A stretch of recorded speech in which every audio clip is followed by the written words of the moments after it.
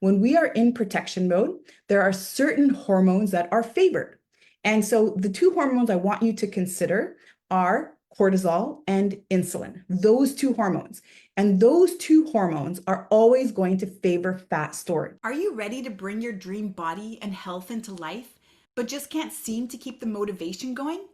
And is it finally time to address the self-sabotage and the unwanted eating behaviors such as binge eating, emotional eating, and nighttime eating that you know are getting in the way of your goals?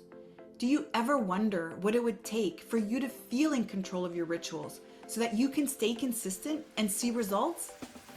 Welcome to this week's special Make Peace with Food Minisode on the Fall in Love with Fitness podcast, where you'll learn how to overcome unwanted eating behavior and other self-sabotaging habits by shifting your nervous system so that your body works with you instead of against you. I'm your host, Shaban, and with each episode, I am honored to be your coach and guide in the journey to make peace with food and find food and body freedom so that struggle with weight is a thing of the past. When you tune in every Thursday on the Fall in Love with Fitness podcast, you'll catch the latest conversation on unwanted eating behaviors and learn how to shift the nervous system, rewire the brain to new patterns, and end the food and body obsession so you finally feel relaxed and no longer confused around food. Now, before we begin, I want to quickly invite you to grab a free copy of my Food Freedom ebook that I have for you at makepeacewithfood.com. And if you find that this conversation resonates with you today, then I also want to invite you to join our free Make Peace with Food Facebook community at myfoodfreedomlifestyle.com, where you can connect with me and my team directly. The links are in the show notes. And of course, if you know somebody who you feel could benefit from these conversations and discussions, make sure to share this podcast with them too. All right, athletes, now let's get into it. As we start to settle in today, and especially in today's conversation, we're going to talk about how to get rid of or how to abolish that stubborn belly fat. And this is an important conversation. And before I get started, those of you that know me know that I'm anti-diet and I don't fixate on body and I don't fixate on body image or weight as a way for us to transform our health. But what I always talk about is how we have to focus on our inner environment in order to transform our outer environment.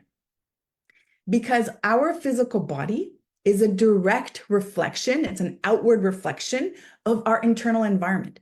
And so if we're noticing that there's areas in our bodies that hurt, that we're constantly feeling pain all the time, or we're constantly feeling inflammation, or it's just areas that we can't really find the source of why they've started to hurt.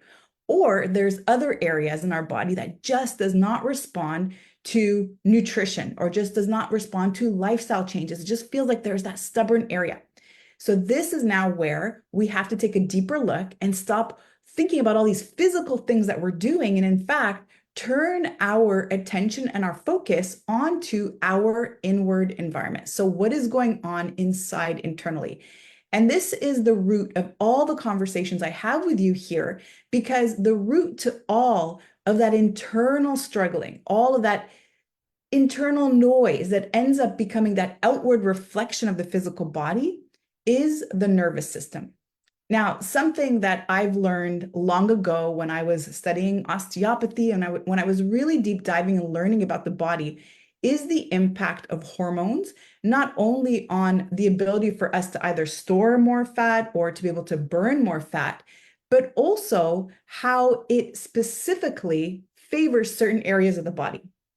Now, what I have learned over the past is that depending on where we tend to store more body fat, it is a reflection of a particular hormone that is a little bit off balance. So here's what I want you to just, again, as a scan without getting so deep into the science behind it, but as a scan, I want you to think about what area of the body that you're noticing tends to be that stubborn area that does not respond to exercise, that does not respond to maybe changes around nutrition.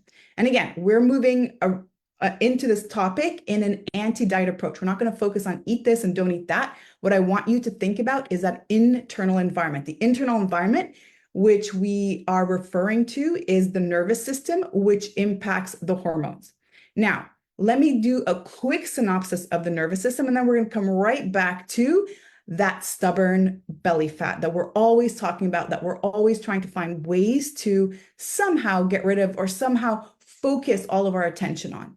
Now, the type of the nervous system that we always talk about in our Make Peace with Food minisodes and in these conversations is the autonomic nervous system. The autonomic nervous system is that part of the nervous system that is responsible for all those involuntary actions in our body, like heart rate, like blood pressure, like breathing, like temperature, like the production of hormones. And this part of the nervous system is further divided into two components. It's got two different systems that kick into place depending on the environmental circumstances. One is sympathetic nervous state, which you've all heard of as fight or flight or freeze. And we talk about it here inside the Make Peace with Food program and inside these minisodes as protection mode, because what happens in the body during this time is a cascade of events to help ensure your survival, including making sure certain hormones are in place so that you can ensure your survival. And then we call parasympathetic, which is the other state that kicks in. We call that safety mode. And this is really that part of the nervous system that is responsible for rest and digest and recovery and really helping you to heal from any aggravations or any micro tears or any small little injuries or even just imbalances in the body. So this part of the nervous system, safety mode, is actually the one that we are supposed to be in most of the time. However, because of our go, go, go society, because of our do, because of our feelings of not enoughness, because of all the fears around failing, because of how oftentimes we have been brought up to make sure that we get certain things done. We're such high achievers. And then because we've endured many traumas that we didn't have ways to cope with, what we end up doing is locking ourselves into protection mode. And we get into protection mode due, again, to any feelings of unsafety in our environment. If we feel like there has been a threat of some sort, whether that is physical or sexual or maybe even verbal, or whether it was because of food scarcity. And food scarcity, by the way, not just being that we grew up in an environment where we didn't have enough food or we had to go to bed hungry many times because there really was no food to eat, but food scarcity also comes from an imposed source, which we call dieting. Anytime that we remove an entire food group, anytime that we actually impose that scarcity, we create those restrictions, we trigger that part of the nervous system. Now, if you've done a lot of these big juice fasts, or if you've done a lot of these long type diets or restrictive diets for a long period of time, and usually we talk about anything more than 72 hours, then you've kicked in that part of the nervous system. And now when you continue to do that over and over again, then you lock yourself into that nervous system state. Now, why it's really important that I talk about this today is because when we are in protection mode, there are certain hormones that are favored. And so the two hormones I want you to consider are cortisol and insulin, those two hormones. And those two hormones are always going to favor fat storage. And not just anywhere. Fat storage, when these two hormones are high, are going to be in the midsection. It's going to be around the belly, because that is going to be the easiest access for your body. And cortisol is there to always ensure that your blood sugar is high, that there's always glucose in the blood, because in case there's a threat, in case there's an immediate need to run, to fight, or to hide, or to take action, there has to be an instant form of energy. And so what happens is there is this constant trigger, these constant cravings to move towards foods that are high in calories, that are high in energy. And most often, these foods are sugary foods or they're processed foods. And now what happens is insulin is released from the pancreas, and it takes all of that blood sugar, it stores it as glycogen as much as it can. That's the form of sugar or carbohydrate in the body that the body can access. But anything over that, anything in excess, is going to be converted into fat. And again, the most favorable place is going to be around the midsection. And so here we are, adding in more and more exercise, adding in more and more diets, not realizing that what we're also doing is triggering protection mode even more. We're stimulating that nervous system even more. And so what ends up happening is we tend to have this one area that we just can't get rid of. So if you're noticing right now that the majority of where your body tends to favor fat storage is around the midsection, I don't want you to think about what other diet you have to try, how much more fasting you have to do, how much more exercise you need to incorporate. What I actually want you to think about is, what is my internal environment like? How is my stress level? Am I in protection mode? Because if I am in protection mode, then most often I'm noticing that I have a lot of sugar cravings. I probably eat at night. I have this need to reward myself at the end of the day because I've had a very, very long day. I need that alone time in front of the TV with my favorite snacks. I'm also noticing that I'm feeling lethargic. I'm feeling like I'm not really motivated. I don't have a lot of discipline to stick to all of my rituals, especially around exercise or movement. I'm noticing also that my thoughts are always very worrying. I'm always thinking about things that make me feel unwell, that really take away my peace. I'm thinking about things that make me worry or doubtful or make me have some fear around something that's happening in the future. In fact, my thoughts are always geared towards worst case scenarios. I'm always worried about things happening that haven't even happened yet.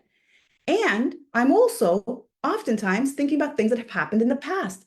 And I'm thinking about how I wish they could change, or I wish things were different, or I wish that things were more in my control, and they're not. And those bring up feelings of sadness or regret or remorse. And so if you're feeling these emotions, and they could also be associated with feelings of guilt or shame or not enoughness, then that is a great sign that you're in protection mode. And so if you really want to focus on this area of the body that's just feeling so stubborn and so unresponsive to exercising and to dieting and to all these changes in lifestyles, then I want you to stop focusing on all the doing and now shift into how you're being. How are you showing up for yourself? What are the thoughts that you are sitting in most of the day? What are your emotions that you're sitting in the most of the day? Are they reflective of protection mode, as I just shared, or are they reflective of safety mode? Do you feel a sense of calmness? Do you feel a sense of peace? Do you feel a sense of surrender? Do you feel your creativity? Do you feel like everything is going to be okay and you have such amazing faith and hope and just ability to relax and stay calm and centered in the space at the moment? Or is there always something that you're worried about? Does it always seem like there's another fire after another fire after another fire that you have to put out? Those are great ways that you can start reflecting, because the moment that you can shift your nervous system, then you no longer have to worry about what you need to do around your diet. You see, your body's not going to favor storing fat in that area. It's not going to need to, because it doesn't feel the threat. It doesn't feel the unsafetyness. It doesn't feel that emergency need to have immediate access of energy when it needs it. But instead, what it will do is calm the cravings. You're going to notice that you no longer have this affinity towards sugar, and you no longer have these cravings. You no longer have this need to eat at night. You can tell when you're hungry and it's actually your body that's needing to eat. You can tell when you're starting to get full and you've had enough food. And you can start to feel that increased energy and drive and motivation. And that's when you start to see that shift in the body fat and in that transformation of the body. And so while diet culture tells us move more, calories in must be balanced with calories out if you want to maintain your weight, or calories in must be less than calories out if you want to release weight, all that is BS. And if you want to jump on a call and I'll explain it in more detail, I would love that. Because if that's what you're truly still believing, that it's all about the calories or it's all about the macros, I'm going to ask you that very simple question. Is it working? Has it been working? And if not, then why are you still doing it? It's time to change it up and maybe take a different approach. And this is exactly what we talk about inside this Facebook group and inside our program. Now, if you want to learn more about this, I have something super exciting to share with you. Some of you have already joined the last Fat Loss 101 Masterclass, but guess what? We are doing it again, and we are launching it on Monday. And this is going to be a 4-day masterclass where you're going to learn the 4 components around how to shift your body into a fat burning machine. Now, today I spoke a little bit about hormones and I spoke a little bit about the nervous system, but we're going to be expanding on that in way more detail during these 4 days. And I have to tell you, if you attended the last one, this one is going to be even more epic. I've added more notes. We are going to have actually more information in there. You're going to love this. And as you know, you're always going to walk away every single day with a little homework assignment. You have your little workbook that you're going to walk through, and make sure that you're going to keep up with me. And then if you're not able to join in person, you're going to have the ability to watch the replay. It's actually going to be inside this Facebook group. So over these 4 days, we're going to be breaking down 4 major pillars to help you shift your body into a fat burning machine. And as we do this, by the way, we're also talking about shifting behaviors, because there's no way that we can shift our body into a fat burning machine if we have a disordered relationship with food. So that's exactly what we're talking about over these 4 days. What do you have to do so that these cravings stop, so that your body starts to ask for something different, and so that you can regulate your hormones so that your body is working with you instead of against you? On day 1, we're going to be talking all about the nervous system, and you're going to learn how, depending on which state your nervous system is in, you're either going to be a fat burner or a fat storer. And now you're going to learn how to be able to shift that. On day 2, we're going to talk more about hormones. You're going to understand how to manipulate your hormones so that you're not in fat storage mode. You're always in fat release mode. Day number 3, we're going to talk all about metabolism. How do you speed up a sluggish metabolism without killing yourself with exercise and without restricting? There's a few simple things that you can do to immediately shift your metabolism. And then on day 4, my favorite, we're going to talk about gut health, because that's where all the magic happens. If you have an inflamed gut, there's no way that any of this is going to happen. And so you're going to learn exactly what you have to do to make sure that your gut is able to break down and digest all of your foods so that it doesn't have that need to store for you. But I am so excited about this, and I'm excited also to spend the entire week with you next week. I'll see you then. Thank you for listening to this week's Make Peace with Food Minisode on the Fall in Love with Fitness podcast. If this has resonated with you today, I want to invite you to subscribe to the show so you never miss a beat. And if you know someone who could benefit from this conversation, then please share this episode with them. Let's work together to help as many people as possible make peace with food and fall in love with fitness. And by the way, I need to mention that if you rate and review this podcast on iTunes and send over the screenshot to Sherry at sherryshaban.com, you'll receive a $500 voucher to join me at one of my upcoming retreats, or to use it in our Make Peace with Food coaching program. And don't forget to visit myfoodfreedomlifestyle.com to join the free Facebook group for more resources. And remember, athlete, you are an inspiration. I cannot wait to hear your story.